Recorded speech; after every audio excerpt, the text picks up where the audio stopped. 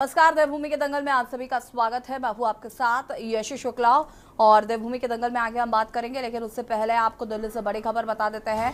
Congress party की बैठक हुई खत्म। दिल्ली से खबर, कांग्रेस पार्टी की बैठक खत्म। मल्लिकार्जुन खड़गे की अध्यक्षता में हुई बैठक। महासचिवों, प्रदेश अध्यक्ष के साथ हुई बैठक। राज्य प्रभारियों के साथ हुई बैठक। कांग्रेस पार्टी की बैठक हुई खत्म।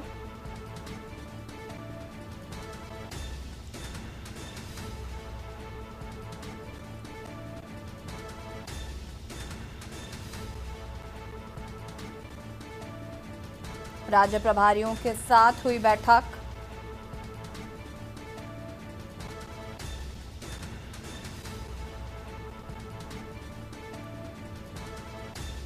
मल्लिकार्जुन खड़गे की अध्यक्षता में हुई बैठक हुई खत्म।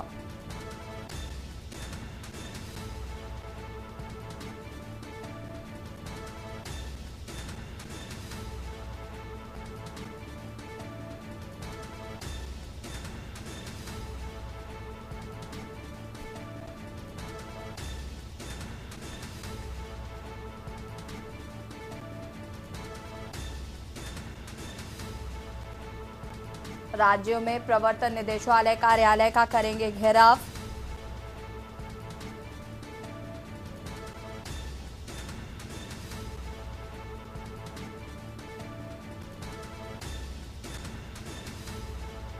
और इसी खबर पर ज्यादा जानकारी के लिए विशेष संवाददाता अखिलेश जी हमारे साथ जुड़ चुके हैं। अखिलेश जी, क्या कुछ जानकारी है? मल्लिकार्जुन के साथ जो बैठक हो रही थी वो बैठक फिलहाल खत्म हो चुकी है, क्या कुछ इस बैठक में रहा?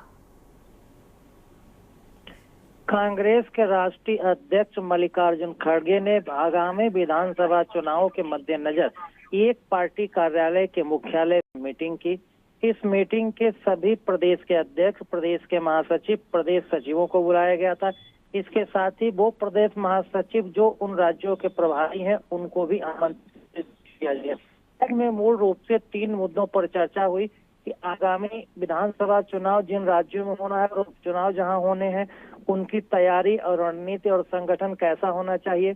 इसके साथ ही 22 तारीख को एक बड़ा आंदोलन करने के लिए कांग्रेस ने अपनी तैयारी कर ली है। सेबी के मुद्दे को लेकर कांग्रेस एक बड़ा आंदोलन पूरे देश के हर राजधानी के मुख्यालय में कांग्रेस पार्टी की प्रदेश टीम वहां पर करेगी। इसके साथ ही हिंडनबर्ग घोटाला, हिंडनबर्ग की जो रिपोर्ट में खुलासा हुआ उसमें जो सेबी का घोटाला सामने आ रहा है, तो सेबी के अध्यक्ष को हटाने के लेकर कांग्रेस से एक बड़ा आंदोलन छेड़ेगी। ठीक है, शुक्रिया आपका जानकारी साझा करने के लिए। और बता दें आपको कि मल्लिकार्जुन के अध्यक्षता में जो बैठक हो रही थी, फिलहाल वो बैठक खत्म हो चुकी है। सरकार को घेरने की पूरी तैयारी की जा रही है। और अब देवभूमि के दंगल में हम बात करेंगे तिरंगा यात्रा हमारी, चिंतन मंथन जारी।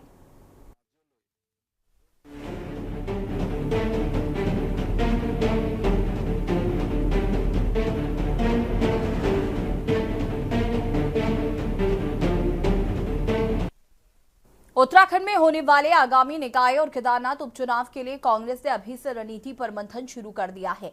दिल्ली में कांग्रेस की हाई लेवल मीटिंग हुई जिसमें आगामी चुनाव पर मंथन किया गया।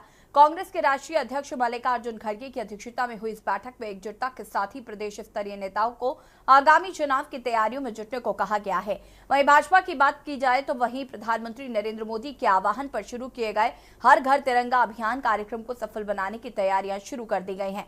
जबकि कांग्रेस हाल ही में हुए बद्रीनाथ और मंगलौर उपचुनाव में जीत से उत्साहित है और अब कांग्रेस का फोकस केदारनाथ उपचुनाव को जीतने पर लग गया है। इसी बीच खबर यह है कि कांग्रेस कार्यकर्ताओं में जोश भरने के लिए पार्टी के शीर्ष नेता राहुल गांधी और राष्ट्रीय अध्यक्ष मल्लिकार्जुन खड़गे सितंबर में उत्तराखंड आ सकते हैं। 15 से 20 सितंबर के बीच में उनका दौरा प्रस्तावित है। प्रदेश कांग्रेस कमेटी देहरादून में दोनों नेताओं की बड़ी रैली कराने की तैयारी कर रहे हैं। सवाल यह है कि क्या बद्रीनाथ उपचुनाव जीतने के बाद कांग्रेस केदारनाथ उपचुनाव को जीत पाएगी? आज इस मुद्दे पर चर्चा करेंगे। इससे पहले रिपोर्ट।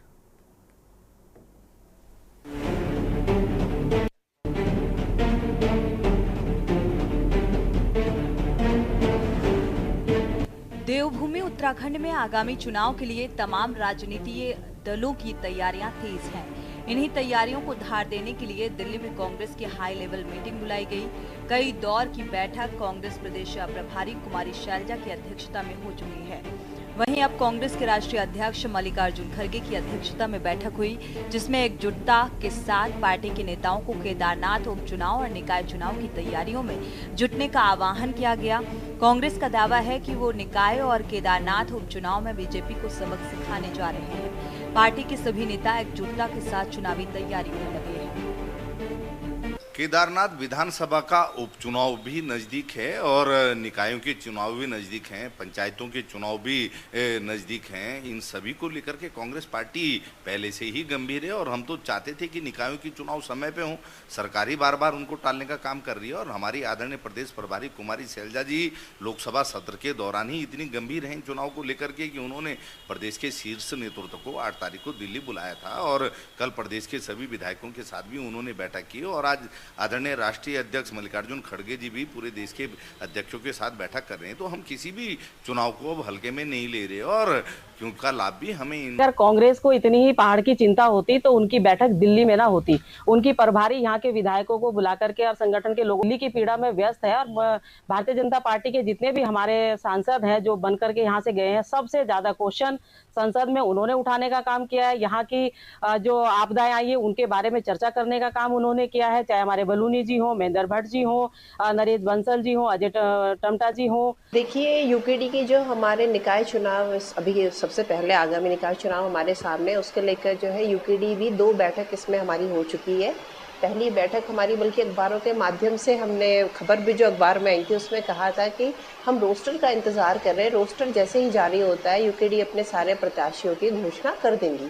और कल की बैठक में भी जो है हमारा जो चर्चा हुई थी, जो प्रस्ताव पारित किए गए हैं, उसमें हमारे जो निकाय चुनाव के केंद्रीय प्रभारी केंद्रीय उपाध्यक्ष जयप्रकाश उपाध्याय जी ने कहा कि सारे जिलों में जो है अब उन्होंने अपनी बैठकें लगा दी है ये निकाय चुनाव को लेकर और हर जिले में जैसे जैसे हमारे सामने प्रत्याशियों के नाम आते हैं, क्योंकि प्रत्याशियों की घोषणा औपचारिक तौर पर हम कर नहीं सकते जब तक रोस्टर नहीं आता है और परिसीमन का भी हमारा अभी मुद्दा सामने है। जैसे ये दोनों चीज़ें फाइनल होती है हमारे प्रत्याशियों की घोषणा हम करेंगे। और यूकेडी जो है इस बार सारे महानगर देहरादून हो चाहे ऋषिकेश की बात करें, सारे ही नगर निगम में सभी वार्डों पर जो पूरे दमखम के साथ चुनाव लड़ेंगे। आपको बता दें कि उत्तराखंड में कांग्रेस हाल ही में हुए बद्रीनाथ और मंगलौर उपचुनाव में जीत से उत्साहित है और अब कांग्रेस का फोकस केदारनाथ उपचुनाव को जीतने पर लगा हुआ है। और इस बीच खबर ये भी है कि कांग्रेस कार्यकर्ताओं में जोश भरने के लिए पार्टी के शीर्ष नेता राहुल गांधी और राष्ट्रीय अध्यक्ष मल्लिकार्जुन खड़गे सितंबर में उत्तराखंड आ सकते हैं। 15 से 20 सितंबर के बीच में उनका दौरा प्रस्तावित है। वहीं बीजेपी की बात की जाए तो भाजपा पूरे प्रदेश भर में प्रधानमंत्री के आह्वान पर शुरू किए गए हर घर तिरंगा अभियान को सफल बनाने की तैयारियों में लगी हुई है। तिरंगा यात्रा आज पूरे देश में मनाई जा रही है। प्रधानमंत्री का आह्वान है कि हर घर तिरंगा, हर व्यक्ति भारतवर्ष का एक नागरिक अपने घर के अंदर के ऊपर 15 तारीख तक प्रत्येक घर में तिरंगा लगे। इस आह्वान के साथ हम हर तिरंगा यात्रा युवा मोर्चा द्वारा प्रारंभ किया। उसमें हमारे इस क्षेत्र के हमारे विधायक है, हमारे प्रदेश के मंत्री है। इस कार्यक्रम में प्रत्येक विधानसभा कार्यक्रम हो रहा है। नहीं, भारतीय जनता पार्टी का मॉडस ऑपरेंडी तो ये है कि प्रदेश के जितने हैं, जो भ्रष्टाचार के मुद्दे हैं, जो दुष्कर्मों के मामले हैं, जो आपदा आई हुई है, उन सब से ध्यान भटकाने के लिए वो तिरंगा यात्रा को अब आड़ ले रही है। जबकि तिरंगा यात्रा तो कांग्रेस की आन बान और शान रहा है हमेशा से। आप देख लीजिए, जिन्होंने 52 साल तक अपने नागपुर मुख्यालय पर तिरंगा नहीं फहराया, जिन्होंने देश की आज़ादी में कोई योगदान नहीं दिया सिवाय इसके कि अंग्रेज़ों की मुखबिरी करते रहे, वो लोग आज हमको तिरंगे का महत्व समझा रहे हैं और हर घर में तिरंगा लगाने की बात कर रहे हैं। तिरंगा तो हमारे दिलों में बसता है। अभी कोई फिक्स कार्यक्रम नहीं है, वो हर स्टेट्स में उन्होंने प्रोग्राम देने का निर्णय किया है। और क्योंकि अभी 1-आध महीने के अंदर ही कुछ राज्यों में चुनाव है, तो मुझे लगता है कि पहले उनको तवज्जो दी जाएगी। और हमसे भी डेट्स मांगे, हमने भी डेट्स दिए हैं कि इन डेटों में संभव हो सकता है। अब देखिए क्या प्रोग्राम आता है। कुल मिलाकर बद्रीनाथ और मंगलौर उपचुनाव में मिली जीत से उत्साहित कांग्रेस अब केदारनाथ उपचुनाव के लिए कोई कोर कसर नहीं छोड़ रही। सवाल ये है कि क्या कांग्रेस की बद्रीनाथ के बाद केदारनाथ में बीजेपी पर भारी पड़ेगी। सवाल ये भी है कि क्या उत्तराखंड या कांग्रेस के नेता एकजुटता के साथ आगामी चुनाव को लड़ेंगे या नहीं। Uttarakhand desk report. जहां तो कांग्रेस कहीं ना कहीं पूरी तरीके से तैयार नजर आ रही है चुनावों को लेकर, एक और जहां उपचुनाव को लेकर कांग्रेस पूरी दमखम के साथ चुनाव लड़ने के लिए तैयार है, तो वहीं साथ ही साथ नगर निकाय चुनावों की तैयारियां भी शुरू हो गई हैं। दिल्ली में मल्लिकार्जुन खड़गे के साथ हाई लेवल मीटिंग हुई। साथ ही साथ चुनावी धार देने के लिए शीर्ष नेता राहुल गांधी और मल्लिकार्जुन खड़गे भी आ सकते हैं उत्तराखंड, जैसी जानकारी मिल पा रही। एक और बीजेपी जहां तिरंगा यात्रा निकाल रही है, हर घर तिरंगा अभियान चलाया जा रहा है, प्रधानमंत्री का आह्वान था, उसकी तैयारियों में लगातार काम करिए। आज इसी मुद्दे पर हम चर्चा करेंगे। मेहमान हमारे साथ जुड़ चुके हैं, उनसे आपका परिचय करा देते हैं। नवीन प्रशाले जी प्रदेश प्रवक्ता बीजेपी से हमारे साथ जुड़ चुके हैं। राजेंद्र चौधरी जी प्रदेश महामंत्री कांग्रेस हमारे साथ जुड़ चुके हैं। शादी प्रसाद भट्ट जी केंद्रीय प्रवक्ता यूकेडी हमारे साथ जुड़ चुके हैं। कुलदीप राणा जी वरिष्ठ पत्रकार हमारे साथ जुड़ चुके हैं। आप सभी का बहुत बहुत स्वागत है। सबसे पहले तो शुरुआत करेंगे राजेंद्र चौधरी जी आपसे। कांग्रेस उपचुनाव और नगर निकाय चुनावों को लेकर काफी गंभीर नजर आ रही है, चाहे वो जिस तरीके से दिल्ली में हाई लेवल मीटिंग हो रही हो या अभी हाल ही में जो आपने 2 उपचुनाव जीते हैं, उसके बाद कहीं ना कहीं जो कार्यकर्ता हैं उनमें काफी जोश देखने को मिल रहा है। कांग्रेस की ये जो 2 जीत हुई है, उसके बाद कांग्रेस अब कहीं ना कहीं आश्वस्त भी नजर आ रही है, साथ ही साथ तैयारियां करती हुई भी नजर आ रही है आगे के चुनावों को लेकर।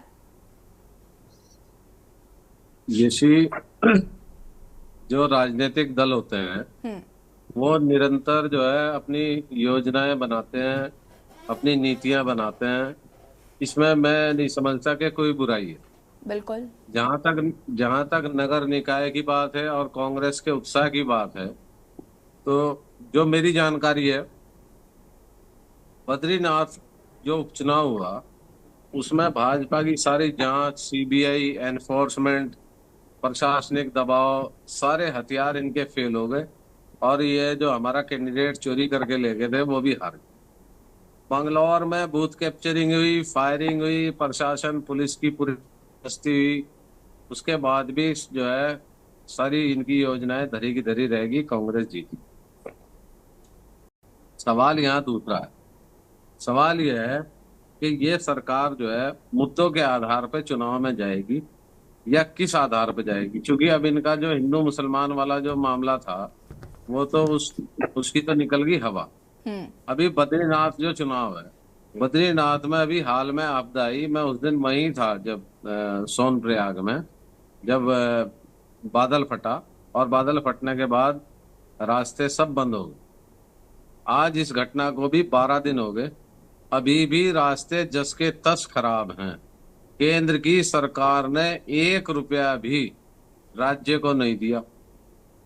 भ्रष्टाचार, 228 किलो सोना केदारनाथ बद्रीनाथ का, बेरोजगारी, पलायन, यात्रा की अव्यवस्था, इतने मुद्दे हैं कांग्रेस के पास। और जो मैंने अपना व्यक्तिगत अनुभव किया है उसके आधार पे मैं कह सकता हूं कि बद्रीनाथ के बाद केदारनाथ चुनाव कांग्रेस 100% जीतने जा रही है। और जहां तक इनका सवाल है कि हम दिल्ली में मीटिंग क्यों कर रहे हैं, हम कहीं भी मीटिंग करें इन्हें ऐतराज क्या है। इनके नेता भी तो दिल्ली जा रहे हैं मिलने, कभी धन सिंह रावत, कभी त्रिवेंद्र सिंह रावत। आपको क्या समस्या होती है? बात तो वही है ना, जब आपको समस्या हो रही है तो उनको भी हो रही है। अभी कल ही डिबेट पे हम लोग यही बात कर रहे थे कि दिल्ली दौड़ क्यों हो रही है, दिल्ली दौड़ क्यों हो रही है। अब जब आपको परेशानी होगी तो उनको भी परेशानी है कि आप दिल्ली में क्यों कर रहे हैं बैठक। वो दरअसल दिल्ली, भाजपा के लोग दिल्ली इसलिए दौड़ रहे हैं कि दिल्ली के भाग्य से छीका फूट जाए, किसी की खुल जाए लॉटरी, एसएमएस आ जाए किसी के नाम का। लेकिन हमारे यहाँ स्थिति अलग है, हम बहुत सीमित संसाधनों से, यशी आपको तो मालूम है, आप काफी सीनियर जर्नलिस्ट हैं और उत्तराखंड को बहुत दिनों से आप देख रही हैं। कांग्रेस बहुत सीमित लिमिटेड संसाधनों के साथ चुनाव में, लेकिन कांग्रेस के पास जनता का आशीर्वाद है, जनहित के मुद्दे हैं, जनता के जो है हित की बात हम कर रहे हैं। और ये सरकार जो है ये अपनी मनमानी में व्यस्त है। अभी इन्होंने पूरे उत्तराखंड राज्य का जो खनन का ठेका है वो गुजरात की एक कंपनी को दे दिया। उत्तराखंड के जो लड़के युवा बेरोजगार या छोटे मोटे जो है खनन के कारोबारी थे वो सब बेकार कर दिए इन्होंने। यात्रा सारी डिस्टर्ब होगी। अब ऊपर से जो है बादल फटने के बाद रास्ते टूट गए, वो बंद है। घोड़े खच्चर वाले परेशान हैं, यात्री सारे परेशान हैं, होटल वाले सारे दुखी हैं, जिनके रिजॉर्ट हैं, जिनके होम स्टे हैं, वो सब बेरोजगार इस समय। बद्रीनाथ वो केदारनाथ विधानसभा जो क्षेत्र है रुद्रप्रयाग से, वहाँ बिल्कुल पेन डाउन काम है। कोई ना यात्री है, ना कोई बिजनेस है, ना कुछ है। और सरकार जो है दिल्ली के चक्कर लगा रही है। वापस आएंगे राजेंद्र जी आपके पास, जरा और लोगों की भी प्रतिक्रिया ले लेते हैं, फिर विस्तार से बातचीत करते हैं इस पर। नवीन प्रशाले जी, तिरंगा यात्रा या हर घर तिरंगा से क्या चुनाव जीत लेंगे, उपचुनाव जीत लेंगे या निकाय निकाय चुनाव जीत लेंगे? क्योंकि कांग्रेस जितना मजबूती से अपनी तैयारियां कर रही है, कांग्रेस की तैयारी इस बार वाकई धरातल पर नजर आ रही है।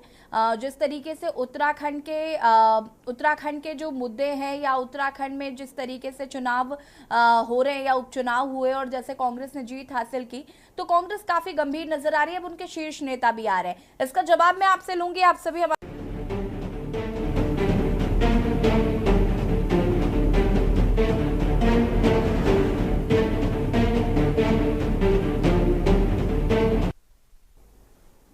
ब्रेक के बाद एक बार फिर से आप सभी का स्वागत है और मेहमान लगातार हमारे साथ बने हुए हैं। नवीन प्रशाले जी, अपनी बात को पूरा करें प्लीज।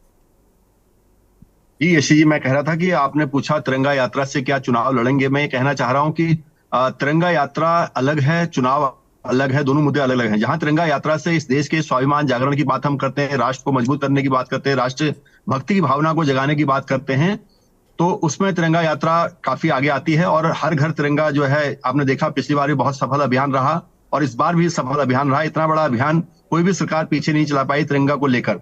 अब मैं बात करता हूं जैसे अभी नवीन जी आप अपनी बात को पूरा करें, उससे पहले मैं एक बात और ऐड ऑन कर देना चाहती हूँ। अभी कांग्रेस की प्रवक्ता को हम सुन रहे थे, गर्मा मेहरा दसोनी को, वो साफ कह रही थी कि अब आप हमको बताएंगे कि सम्मान करना है तिरंगे का, बीजेपी बताएगी, हम तो बचपन से करते चले आ रहे हैं। हम कांग्रेस को क्यों बताएं? हम इस देश की जनता को भी नहीं बता रहे। देश की जनता स्वयं अपने आप में जागृत होकर, हम तो केवल एक मार्गदर्शन मिल रहा, जो प्रधानमंत्री माननीय मोदी जी का जो मार्गदर्शन मिला देश के स्वाभिमान के लिए, देश के जागरण के लिए, इस देश को विकसित भारत बनाने के लिए, उसका एक परिणाम है कि देश की जनता उनके साथ है। और देश की जनता आपने कोरोना काल में भी देखा और इस समय भी देखा, तो उनके द्वारा जो भी अभियान चलाए जाते हैं, उस नेतृत्व के द्वारा जो अभियान चलाया जा रहा है, वो अभियान 100% सफल हो रहे हैं। हमें कांग्रेस को सिखाने की जरूरत नहीं है और कांग्रेस में इतनी ताकत भी अब बची नहीं है कि वो कुछ सीख पाए। वो तो अपने आप में व्यस्त हैं, अपने आप में मस्त हैं। और उत्तराखंड में तो कांग्रेस आप देख सकते हैं नहीं। कांग्रेस और इस प्रदेश के लिए कांग्रेस में साफ तौर पर कहना चाहूंगा, मेरी निजी राय यह है कि कांग्रेस एक कलंक है। आपने देखा इन्होंने केदारनाथ यात्रा निकाली और केदारनाथ यात्रा बंद होगी। इनकी आस्था और इनकी भक्ति, इनकी जो श्रद्धा है, वो एक छद्म है। कभी भी भगवान के अस्तित्व को नहीं मानने वाले लोग अपने चुनावी मतलब के लिए यात्रा को निकालते हैं और वो यात्रा ही बंद हो जाती है। और उसके बाद जैसे ही तो वहां पर आपदा आई तो ऐसे गायब हो गए जैसे गधे के सर से सिंह। अभी चौधरी साहब बोल रहे थे कि 10-12 दिन हो गए, आप टिके क्या वहां पर? क्या आपदा के 24 घंटे के अंदर भी कोई कांग्रेस का नेता टिका रहा? जो आप लोग वहां गए थे, आप भाग गए, आपने आपदा देखी और भाग गए। आपका वो फितरत है कांग्रेस की कि आपदा से भागना, मुसीबतों से भागना। तो लेकिन जहां भारतीय जनता पार्टी का सवाल है, भारतीय जनता पार्टी लगातार इस प्रदेश के लिए काम कर रही है। रुकिएगा प्लीज, मुझे सबकी प्रतिक्रियाएं लेनी, मैं जवाब लूंगी आपसे, रुक जाइए। सराहना इस प्रदेश की जनता कर रही है। जी अशी जी, ठीक है। शांति प्रसाद जी, चुनाव की तैयारी कांग्रेस भी कर रही है, बीजेपी भी कर रही है। बीजेपी का अपना हर घर अभियान भी चल रहा है तिरंगा को लेकर। यूकेडी क्या कर रही है? देखो यशी जी, लोकतंत्र में हर पार्टी चुनाव में अपनी तरफ से तैयारी करती है। हमारे भी प्रभारी जनपदीय स्तर पर घूमकर संगठन के अंदर प्रत्याशियों को तैयार कर रही है। उम्मीद है कि यदि निकाय चुनाव होंगे तो हमारे प्रत्याशी चुनाव लड़ेंगे, पंचायत चुनाव होंगे तो हम दमखम के साथ, मुद्दों के साथ मैदान जंग में खड़े होंगे। अब आ जाइए केदारनाथ का मामले में। दोनों राष्ट्रीय पार्टियां 2013 से लेकर 24 तक ये नहीं बता पा रही है कि विजय बहुगुणा जी के टाइम पर, जो हरीश रावत जी के टाइम पर 1509 करोड़ का आरोप घोटाले का लगा था केदारनाथ मंदिर के निर्माण में, पुनर्निर्माण में, तब और भारतीय जनता पार्टी पे चंदा चोरी का तो आरोप लगा ही लगा था, इन्होंने सोना चोरी कर दिया। दोनों राष्ट्रीय पार्टियां ये नहीं बता पा रही हैं कि आखिर इन 14-15 वर्षों में इस राज्य के साथ इतना बड़ा धोखा करने के बाद ये किस मुंह के साथ केदारनाथ चुनाव में अब आ जाइए। भारतीय जनता पार्टी ये तिरंगा यात्रा निकाल रही है। मैं पूछना चाहता हूं, अगर ये ईमानदार होते तो ये निकाय चुनाव टालते? अगर ये ईमानदार होते तो पंचायत चुनाव को 1.5-2 वर्ष पीछे करने की मंशा पाल कर जो है ब्लॉक स्तर पर भाजपा वालों को धरने पे बैठाकर बताओ, लोकतंत्र में चुनाव टालने के लिए धरना करवा रही भाजपा। ऐसी भाजपा के हाथ में तिरंगा अच्छा नहीं लगता। तिरंगे से पहले यदि अंकिता के हत्यारों को जो है सही सजा दिलाने की बात करते तो हमें लगता रवि बड़ोला जो उत्तराखंड के अंदर नौकरी बेचारा अपने करके खा रहा था, उसकी हत्या करने वाले भाजपा के यदि रवि बड़ोला के घर परिवार को न्याय दिला देते तो तिरंगा इनके हाथ में अच्छा लगता। फिर बड़ी बात, भारतीय जनता पार्टी कब तिरंगे की हुई? ये बात अगर हम इनसे पूछेंगे तो फिर इनको बहुत ज्यादा दिक्कतें आएंगी। कहने का मतलब है, अरे आपके पास सत्ता है, सत्ता में आप नौजवानों के रोजगार बेच रहे हो, संसाधन बेच रहे हो, खनन का काम गुजराती को दे रहे हो, मंदिरों में जो है विकास के नाम पर बड़े बड़े घोटाले कर रहे हो। ऐसे में जनता का ध्यान भटकाने के लिए बहुत अच्छा तरीका है कि संगठन के हाथ में डंडा दे दो, डंडे में झंडा लगा दो और उसके बाद कहो भारत माता की जय। और जब सवाल करो तो फिर वो बेइज्जती होती है। जैसे लोकसभा में आपने राज्य मंत्री अजय भट्ट जी को देखा, उनसे सवाल पूछा तो जवाब देने लगे मोदी जिंदाबाद। वैसे ही भारतीय जनता पार्टी के हर प्रवक्ता की स्थिति है। यहाँ पर निकाय चुनाव की बात हो रही है तो हमारे छोटा भाई प्रशाली बोल रहा है मोदी जी बहुत अच्छे हैं, मोदी जी ने डंडा दे दिया हाथ में सबको। कहने का मतलब है उत्तराखंड त्राहिमाम कर रहा है। उत्तराखंड के अंदर लोकतंत्र की हत्या हो रही है। निकाय चुनाव, पंचायत चुनाव की जिस तरीके से इन्होंने टालमटोली करी है, उससे पता चलता है कि भारतीय जनता पार्टी एकल ताकत पर विश्वास रखती है। दिल्ली से मोदी का दबाव बनेगा और उत्तराखंड में 40% कमीशन दिल्ली जाएगा। चुनाव निकाय हो ना हो, पंचायत चुनाव हो ना हो, यही कारण है कि यशी जी आप यहाँ पर डिबेट कर रही हो और भारतीय जनता पार्टी के नेता के पास मुद्दे नहीं है ये बताने के लिए कि केदारनाथ में आप किस मुंह से चुनाव लड़ने जाओगे। क्या वो जो 228 किलो सोना है वो मुद्दा नहीं बनने दोगे? क्या आप उत्तराखंड के अंदर वो दिल्ली की तरह अन्य राज्यों की तरह मुकदमे लगाकर लोकतंत्र की हत्या करोगे? ये भाजपा का जो असली चेहरा है, भाजपा मुद्दों से भटकाकर हाथ में तिरंगा लेकर जनता की आंख में धूल झोंकने का काम कर रही है। वापस आते हैं शिवाजी प्रसाद जी, आप सबके हमारे साथ बने रहिएगा। कुलदीप राणा जी, उसके बाद आपका रुख करेंगे या रुकेंगे छोटे से ब्रेक के लिए? जो हाजिर होता है। आप देख रहे हैं के न्यूज, खबरों का सारथी। हर घर तिरंगा, हर घर तिरंगा, हर घर तिरंगा फहराएगा, भारत पर्व मनाएगा। हर घर तिरंगा, हर घर तिरंगा, आजादी की पहचान तिरंगा, वीरों का सम्मान तिरंगा, जोश भर दे जो नस नस में भारत का गौरव गान तिरंगा, हिंदुस्तान के दिल से निकली देश प्रेम की गंगा। हर घर तिरंगा, हर घर तिरंगा, हर घर तिरंगा, हर घर तिरंगा, भारत की मुस्कान तिरंगा, हम सबका अभिमान तिरंगा, हंसते हंसते मिटे जो उनकी आन बान और शान तिरंगा, आजादी के उत्सव में पूरा देश है रंगा। हर घर तिरंगा, हर घर तिरंगा। दिनांक 13 से 15 अगस्त 2024 के मध्य हर घर तिरंगा अभियान का भव्य आयोजन किया जा रहा है। आइए हम सब मिलकर तिरंगा फहराएं, हर घर तिरंगा अभियान को सफल बनाएं। केसरिया से मन जोगी हुआ रे, दिल झूमे देखो पतवारा हुआ रे, केसरिया से मन जोगी हुआ। हर पल मनाओ केसरी त्योहार, विमल बोलो जुबान केसरी। गोल्डी हिंग का तड़का लगे तो सभी दबा के खाते हैं। गोल्डी हिंग कण कण में जान। आप देख रहे हैं के न्यूज, खबरों का सारथी।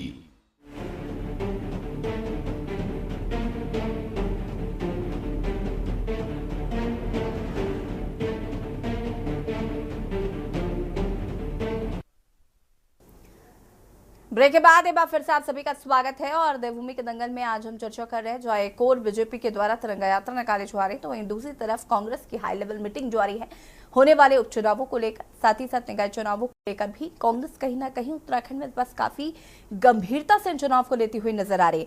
कुलदीप राणा जी का सीधे रुख कर लेते हैं। कुलदीप जी, माफी चाहूंगी, काफी देरी से आपके पास आ रही हूँ। जिस तरीके से हम देख रहे हैं कांग्रेस जो है इस बार उत्तराखंड के चुनावों को लेकर काफी सीरियस है। इतना सीरियस मुझे नहीं लगता मैंने पहले लोगों को देखा है, क्योंकि अब जिस तरीके से उपचुनाव जीता इन्होंने, कार्यकर्ताओं में भी काफी जोश है। हालांकि आज गौर करने वाली बात यह है कि मल्लिकार्जुन खड़गे ने एकजुटता के साथ चुनाव लड़ने का संदेश जो है वो दिया है, साथ ही साथ निर्देशित किया है, और कांग्रेस कितनी एकजुट रहेगी वो तो आने वाला वक्त ही बताएगा। लेकिन कहीं ना कहीं बीजेपी के लिए मुश्किलें, मुझे लगता है इस बार जो राहें हैं वो आसान नहीं होंगी।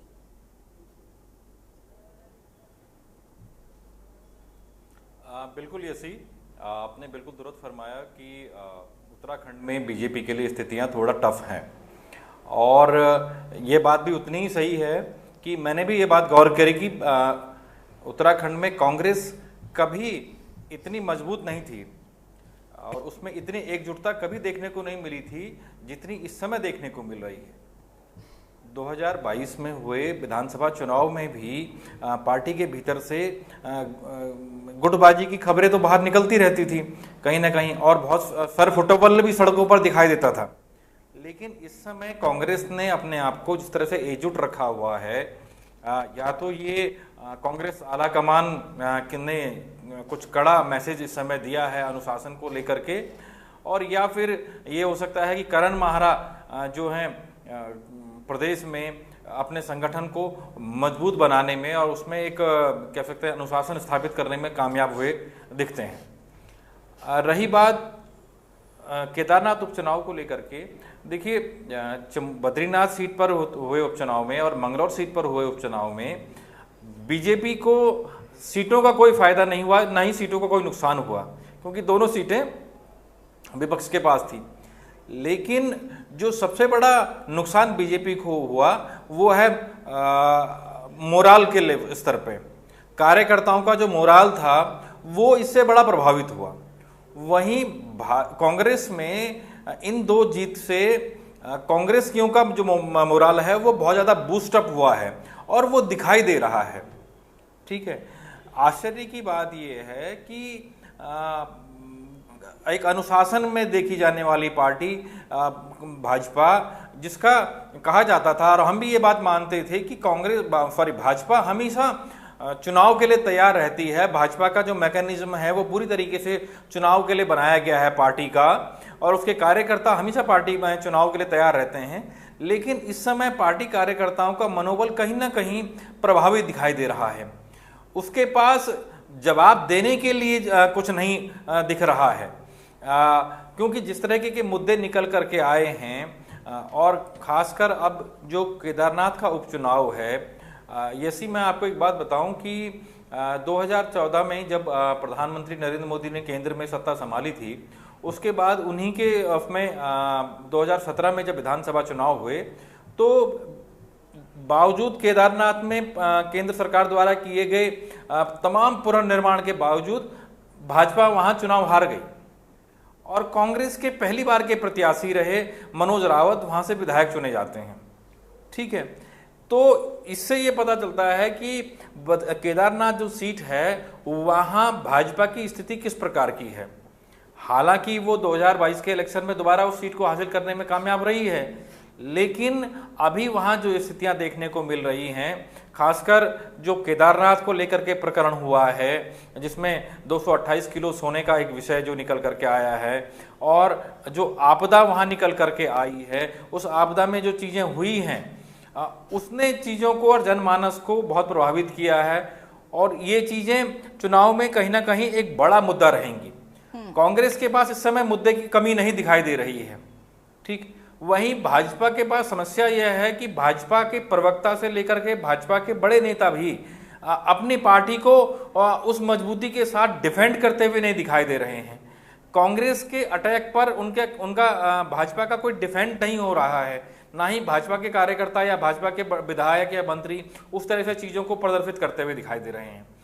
अच्छा, विगत कुछ दिनों से जिस प्रकार से चीजें निकल करके आई हैं कि भाजपा के लगातार उत्तराखंड से नेता केंद्र में शीर्ष नेतृत्व से मिलने जा रहे हैं, उसका भी अब विपक्ष ने एक बड़ा फायदा उठाया और वो उसमें कामयाब होती हुई दिखाई दे रही है कि क्योंकि उत्तराखंड का इतिहास रहा है कि यहाँ सरकारें चाहे भाजपा की रहे या कांग्रेस की रहे, लेकिन 2.5 साल से ज्यादा मुख्यमंत्री यहाँ रहता नहीं है किसी का, यहाँ बदलाव रहता ही है। बीजेपी के साथ इस समय एक बड़ी समस्या ये है कि वो पिछले 7 साल से उत्तराखंड के शासन में है, उत्तराखंड की सत्ता में है, तो जो एक एंटी इनकम्बेंसी फैक्टर है वो अब धीरे धीरे कहीं ना कहीं भाजपा के खिलाफ उभरता हुआ दिखाई दे रहा है। ठीक है, भाजपा के कार्यकर्ता अपने मुद्दों को, अपने पार्टी के, अपने सरकार के कार्यों को उस तरीके से प्रेजेंट भी नहीं कर पा रहे हैं और वो काउंटर भी नहीं कर रहे हैं। और कांग्रेस के पास इस समय इतनी सारी चीजें हैं कहने के लिए, करने के लिए, क्योंकि बीजेपी का जो एक बड़ा इशू रहता है धर्म और आध्यात्म को लेकर के, बद्रीनाथ सीट के बाद अगर केदारनाथ सीट पर चीजें प्रभावित होती हैं तो इसका नुकसान सिर्फ उत्तराखंड भाजपा को नहीं होगा, इसका नुकसान राष्ट्रीय स्तर पर भी भाजपा को झेलना पड़ सकता है। ठीक है तो कुलदीप जी, क्योंकि राम मंदिर के बाद जो चीजें निकल करके आई हैं उसमें केदारनाथ एक बड़ी भूमिका में इस समय आ गया है। ठीक है, वापस आते हैं कुलदीप जी आपके पास। राजेंद्र चौधरी जी क्या कहना चाहते हैं? जी, मेरा तो बहुत सिंपल कहना है कि कांग्रेस जो है वो करण महाराज जी के नेतृत्व में पूरी तरह से तैयार है और अपनी हार को देखते हुए भाजपा ने, जैसा अभी भट्ट जी कह रहे थे, जो नगर निकाय चुनाव है उन्हें बार बार पोस्टपोन किया, 2-3 बार जो है इन्होंने प्रशासकों का समय भी बढ़ा। अभी जहां तक हमारे छोटे भाई कह रहे थे पक्षाली जी कि हम वहां रुके नहीं आपदा के समय, हम 30 तारीख को वहां बादल फटा है और हम 2 तारीख को वापस आए परसाली। आपके मुख्यमंत्री जी जो है वहां 15 मिनट रुक के वापस भाग आए। हम सारा दिन वहीं रहे, सोनप्रयाग से आगे जहाँ सबसे पहला रास्ता था।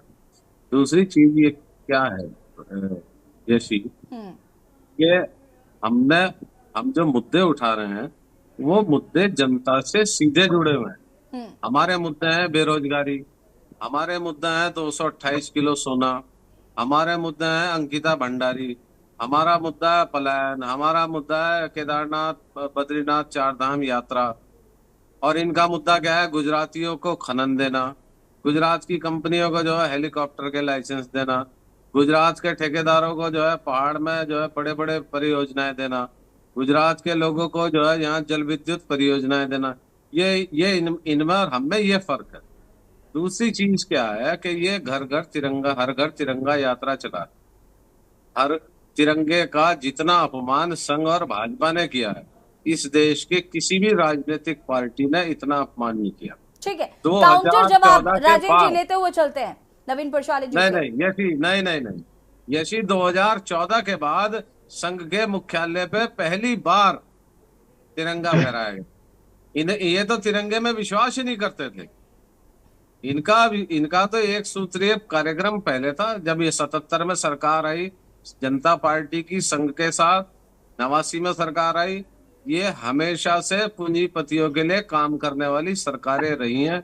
इन्होंने जनहित के काम कभी नहीं किए।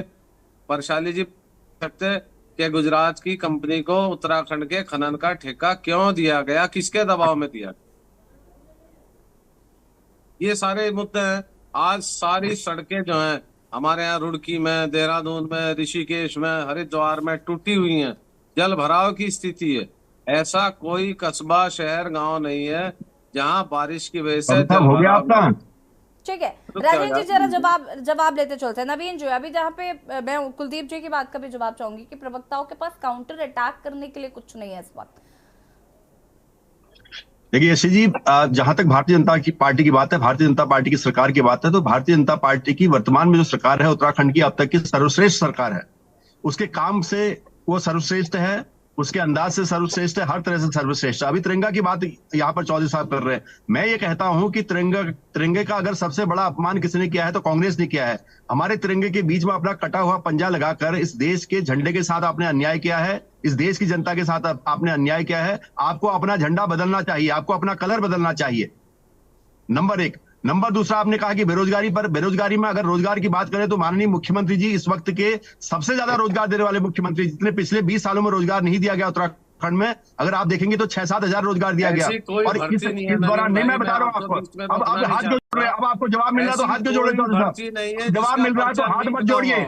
माननीय मुख्यमंत्री पुष्कर सिंह धामी इस प्रदेश में सबसे ज्यादा रोजगार देने वाले मुख्यमंत्री हैं। अगर केदारनाथ की बात है तो केदारनाथ पुनर्निर्माण का काम भारतीय जनता पार्टी की सरकार ने किया, माननीय मोदी जी ने किया है, और इस राज्य के मुख्यमंत्री इसको लगातार कर रहे हैं। एक सवाल निकल कर आया, सुनिए जरा, 1 मिनट राजेंद्र जी 1 सेकंड रुके। एक सवाल निकल कर आया नवीन जी कि अगर बद्रीनाथ तो आप हार ही गए और अगर आप केदारनाथ भी हार गए तो ये क्योंकि काफी ज्यादा राष्ट्रीय स्तर पर, जैसा कि अभी कुलदीप जी कह रहे थे, कि आपके लिए काफी नुकसानदायक साबित होने वाला है। जी, हारने और जिताने का काम प्रदेश की देवतुल्य जनता का है, उनका आशीर्वाद भारतीय जनता पार्टी अपने आप को हारा हुआ मान लिया है फिर? क्योंकि ऐसे जवाब की अपेक्षा तो हम नहीं करते हैं बीजेपी के प्रवक्ताओं से। जनता जनार्दन होती है, उनके हमेशा, चाहे बद्रीनाथ का रिजल्ट आया हो, चाहे फैजाबाद का रिजल्ट आया हो, कहीं का भी आया हो, भारतीय जनता पार्टी ने जनता के जनादेश को स्वीकार किया है, क्योंकि इस प्रदेश की जनता ने अपना आशीर्वाद भारतीय जनता पार्टी को दिया। लगातार 3 बार हमारे सांसद दिए, लगातार पहली बार यहाँ पर सरकार रिपीट किया है। उससे ज्यादा जनता क्या कर सकती है भारतीय जनता पार्टी के लिए? और भारतीय जनता पार्टी की सरकार उस जनादेश का सम्मान करते हुए हर उस काम को कर रही है जो यहाँ पर रुका हुआ काम है। चाहे वो क्षैतिज आरक्षण देने की बात हो राज्य आंदोलनकारी को, हमारी सरकार ने दिया, चाहे महिलाओं को आरक्षण देने की बात हो, हमारी सरकार ने दिया, इस प्रदेश में यूसीसी की बात हो, हमारी सरकार ने किया, भू कानून और की बात हो, यहाँ पर मूल निवास की बात हो, तो हमारी सरकार उस पर काम कर रही है। तो हमारी सरकार उन मुद्दों पर काम कर रही है जिन मुद्दों पर आज तक किसी भी सरकार ने सोचा नहीं। गलत बात है। अगर वाकई मुद्दों पर काम हो रहा होता तो इस राज्य को राजधानी न जाने कब की मिल चुकी होती, और जो कि अभी तक नहीं मिली। मैं यही तो बता रहा हूं, आपका किस तरीके का अभी जो त्रिवेंद्र सरकार में जो कानून आपका बदला, who is responsible for that? कौन है इसका रिस्पांसिबल? आप ये देखिए कि जब राज्य किसने बनाया राज्य भारतीय जनता पार्टी की तत्कालीन सरकार स्वर्गीय पंडित अटल बिहारी वाजपेयी जी की सरकार ने बनाया ये राज्य नरसिम्हा राव ने नहीं बनाया था।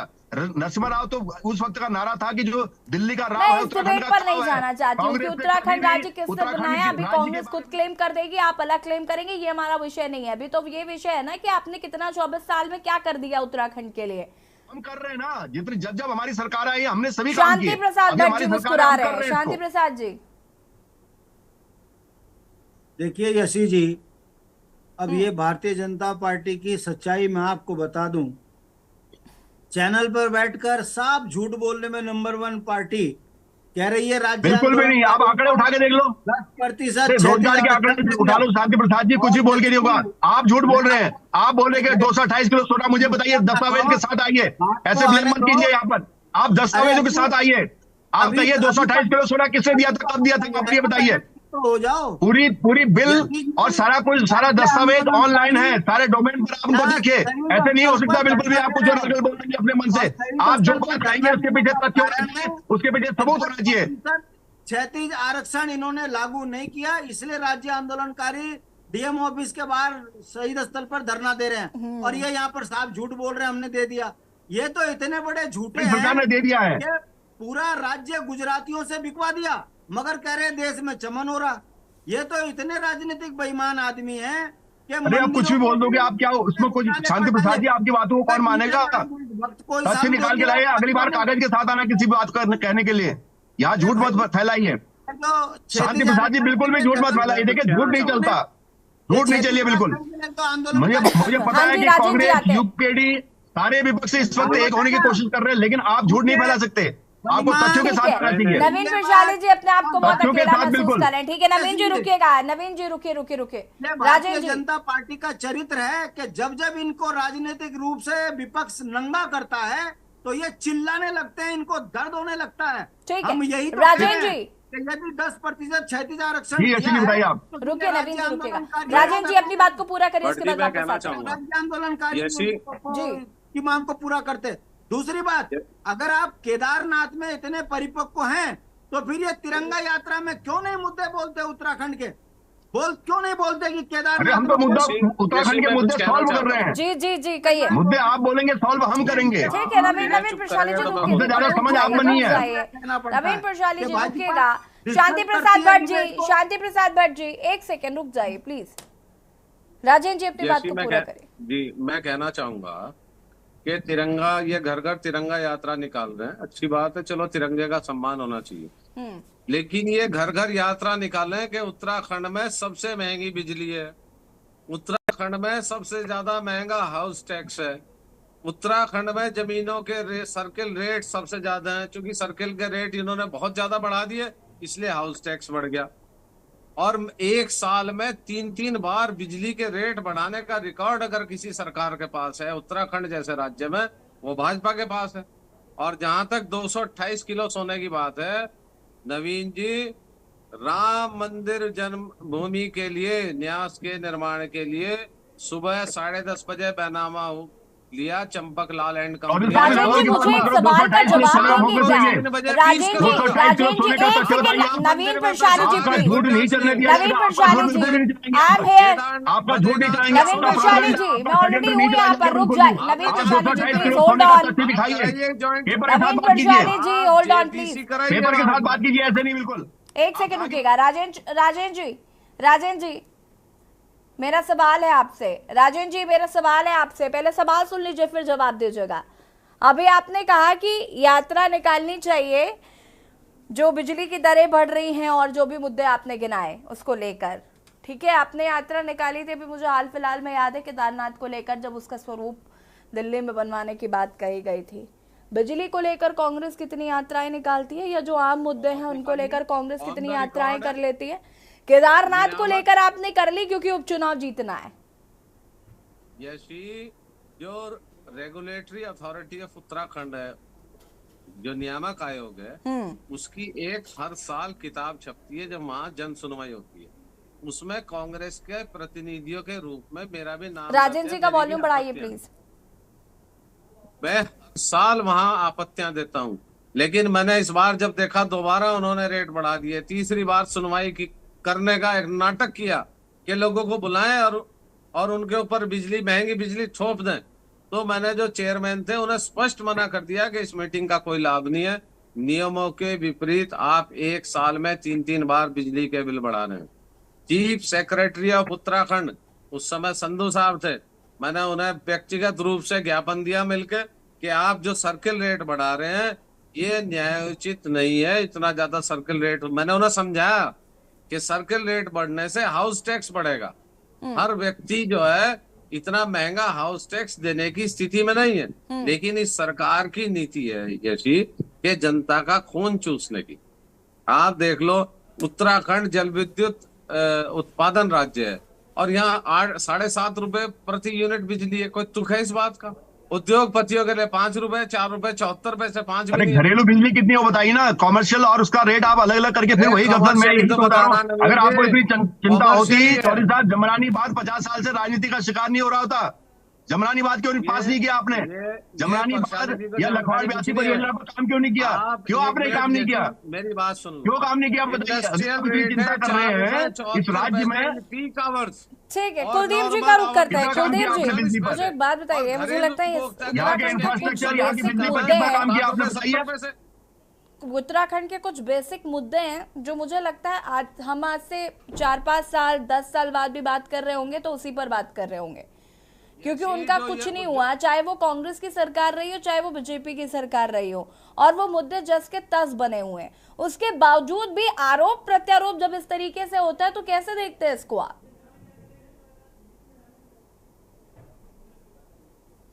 जी आपने मुझसे सवाल किया? नहीं, कुलदीप जी, सबसे बड़ा दुर्भाग्य है वो है यूकेडी का कमजोर होना। यूकेडी इस राज्य की वो पार्टी रही जिसने उत्तराखंड आंदोलन को दिशा दी, और उस दौर में भाजपा और कांग्रेस और अन्य तमाम दल जो हैं वो इसी यूकेडी के बैनर तले उत्तराखंड आंदोलन में अपनी भूमिकाएं निभा रहे थे, अपना योगदान दे रहे थे। लेकिन राज्य बनने के बाद जो अस्थिरता और जो विघटन उत्तराखंड क्रांति दल में देखने को मिला, उसने यहाँ की जनता को सबसे ज्यादा निराश किया। एक दौर था जब हम दिवाकर भट्ट के स्पीच सुना करते थे और उत्तराखंड आंदोलन में क्या शानदार वो स्पीच दिया करते थे, और उत्तराखंड के भविष्य को लेकर के, उनके मुद्दों को लेकर के हमारी वित्तीय नीति क्या होगी, हमारा भविष्य किस तरह का होगा, हमारे पास किस तरह के रोजगार के साधन होंगे, संसाधन होंगे, इन विषयों पर तमाम सारी चीजें हम उनको सुनते थे। ठीक है, आज भी जब मैं यहाँ पर ये बात कह रहा हूँ तो मुझे दिवाकर भट्ट का श्रीनगर का भाषण याद आ रहा है। ठीक है, हमने काशी सिंह हरी को सुनते थे, तमाम और बड़े जो नेता रहे हैं उनको हम सुनते थे। लेकिन सबसे बड़ा नुकसान इस राज्य को हुआ यूकेडी के कमजोर होने से। यूकेडी के कमजोर होने से इस राज्य के जो क्षेत्रीय मुद्दे थे, क्योंकि जो उत्तराखंड की लड़ाई थी वो क्षेत्रीय मुद्दों के आधार पर थी, यहाँ के रोजगार, यहाँ का जल, जंगल, जमीन, ठीक, इन मुद्दों को लेकर के थी। और धीरे धीरे आज हम इस स्थिति में आ गए हैं कि राष्ट्रीय दल तो यहाँ मजबूत हो गए, लेकिन जो स्थानीय मुद्दे थे वो दिन प्रतिदिन कमजोर हो गए। आज की डेट में राज्य में जो सबसे बड़ा मुद्दा है जनता का, वो स्थायी निवास का है, मूल निवास का है। ठीक है, अब देखिए, मैं एक आज छोटे से उदाहरण के साथ बात रखूंगा। उत्तराखंड में खुली भर्ती में तमाम लोग आए, यहाँ पे अन्य राज्यों से भी लोग भर्ती होने के लिए आए। ठीक है, लेकिन एक स्थायी मूल निवास नीति, स्थायी निवास नीति की कट ऑफ डेट तय ना होने की वजह से आज आलम यह हो गया है कि वे सारे के सारे लोग उत्तराखंड के निवासी हो गए हैं। ठीक है, दूसरा क्या हुआ कि उत्तराखंड छोटा राज्य था, हमारे पास शैक्षणिक संस्थान भी बहुत कम थे।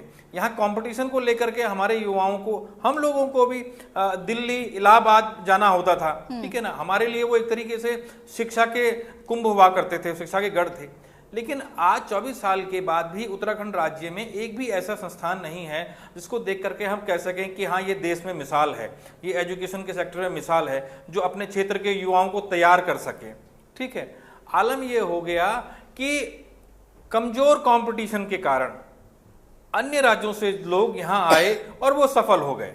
ठीक है, अब हालत ये हो गई है कि चीजें इतनी ज्यादा प्रभावित करने लगी हैं कि आपने 5-10 साल की बात कही है, यहां स्थितियां धीरे धीरे उत्तराखंड का जो मूल निवासी है वो अपने ही राज्य में अब पिछड़ता जा रहा है, या यूं कहें सीधे कि अल्पसंख्यक होने की स्थिति में आ गया है।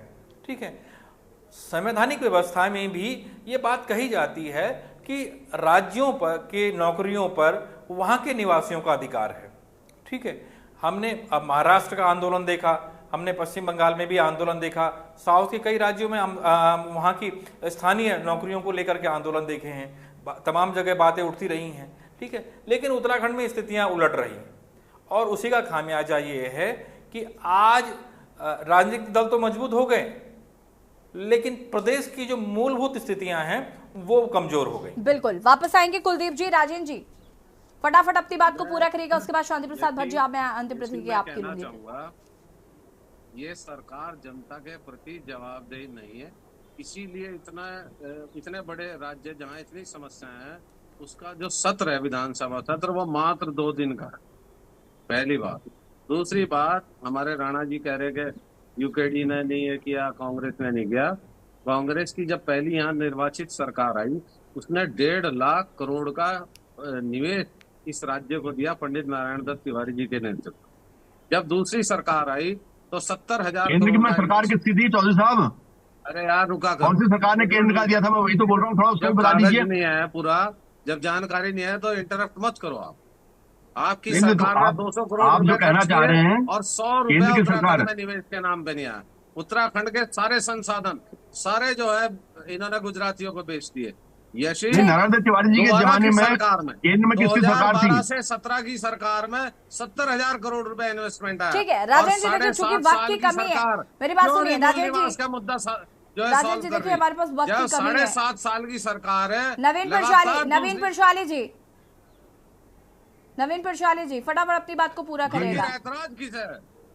नहीं, मैं यशी जी, मैं ये कहना चाह रहा हूँ कि जो नवीन प्रशाली जी बहुत तारीफ जो करना चाह रहे हैं, मैं ये बताना चाहता हूँ कि उस वक्त केंद्र में हमारी सरकार थी, उसी सरकार ने पैसा उत्तराखंड को दिया था और आपने खर्च किया था, खर्च नहीं कर पाए थे ढंग से, और उसका खामियाजा आज हम भुगत रहे हैं। गुरु महाराज, निवेश उद्योगपति करते हैं, सरकार नहीं करती है निवेश। चलिए शांति प्रसाद, इस प्रदेश के विकास के लिए राजधानी हो चाहे बस अड्डे हो, सबके लिए पैसा आया था, यूकेडी का सबसे बड़ा पैकेज आया था। कुलदीप जी ने कहा कि यूकेडी का कमजोर होना ये दोनों भैया निवेश जो है उद्योगपति करता है, मिल लो, तुम समझो। मैं यही तो बोल रहा हूँ, नवीन प्रशाली जी, राजेंद्र जी, सरकार ने।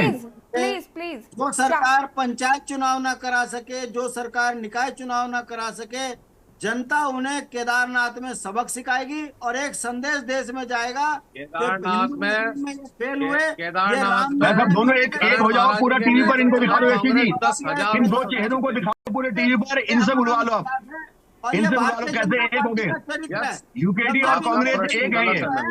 जनता सवाल खड़े करती है, तब ये चैनलों में से लेकर हर जगह हल्ला मचाती है। मैं चौधरी साहब और शांति प्रसाद भट्ट जी को बड़े स्क्रीन पर दिखाया जाए। उनका राम रहा ना इनका हिंदू मुस्लिम रहा, ये ठग है गुजराती, इन्होंने देश लूट लिया और जनता उत्तराखंड की इस बात को समझ चुकी है कि पूरा पहाड़ बेच खाए। इनको उत्तराखंड से जब तक बाहर नहीं किया जाएगा, ये उत्तराखंड के एक एक संसाधन को बाहर वालों को शांति प्रसाद भट्ट जी, ठीक है, आगे जनता तय करेगी। हम इंतजार करेंगे जरा केदारनाथ में जो उपचुनाव होते हैं उसमें जनता क्या तय करती है और निकाय चुनाव को लेकर भी। शुक्रिया आप सभी का चर्चा में शामिल होने के लिए। और देवभूमि के दंगल में बात कर रहे थे तिरंगा यात्रा हमारी और मंथन जारी, जहां एक और कांग्रेस का लगातार चुनावों को लेकर मंथन जारी है, तो वही तिरंगा यात्रा को लेकर बीजेपी हर घर तिरंगा अभियान चलाती हुई नजर आ रही है, जिसको लेकर लगातार बीजेपी द्वारा तैयारियां भी की जा रही है। हालांकि उपचुनाव होने हैं केदारनाथ में और नगर निकाय चुनाव होने हैं, जिसको लेकर दोनों ही राजनीतिक दल अपनी अपनी तैयारियों में जुटे हुए हैं। देवभूमि के दंगल में फिलहाल इतना ही। देखते रहिए के न्यूज़ इंडिया। नमस्कार।